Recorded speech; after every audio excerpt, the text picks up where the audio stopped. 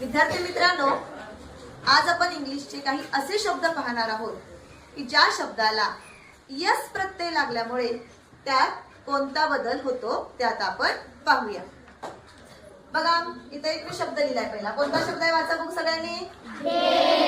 Date. आपल्याला date म्हणजे तारीख हे माहित आहे की नाही, पण या डेटला जेव्हा यस प्रत्यय लागतो तेव्हा तो काय होतो, डेट्स. आणि डेट्स म्हणजे काय, खजूर. डेट्स म्हणजे खजूर.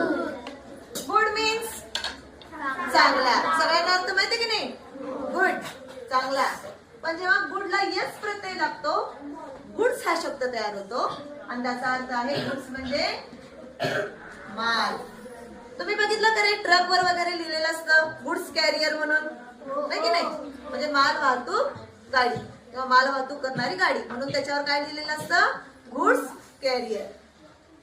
उड. उड मीन्स लाकूड. आणि त्याला जेव्हा यस प्रत्यय लागतो तेव्हा ते उड्स बनतं. उड्स म्हणजे जंगल. हा शब्द आठवतो का, आपण कुठं पाहिला आहे, कोणत्या धड्यात आलाय बघा उड्स हा. ऍलोनुष्का धडा पाहिला की नाही आपण. She ran from through the woods. She ran through the woods. ती जंगलातून वगैरे पळायला लागली, त्या अर्थाने वुड्स म्हणजे जंगल.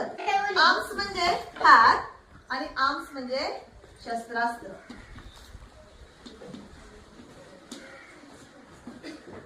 त्याच पद्धतीने लुक. Look here. इकडे बघा. ओके. लुक म्हणजे बघणे आणि लुक्स सौंदर्य. आपण म्हणतो बघा ती वेगवेगळ्या लुक्स करते. हा, लुक्स म्हणजे सौंदर्य.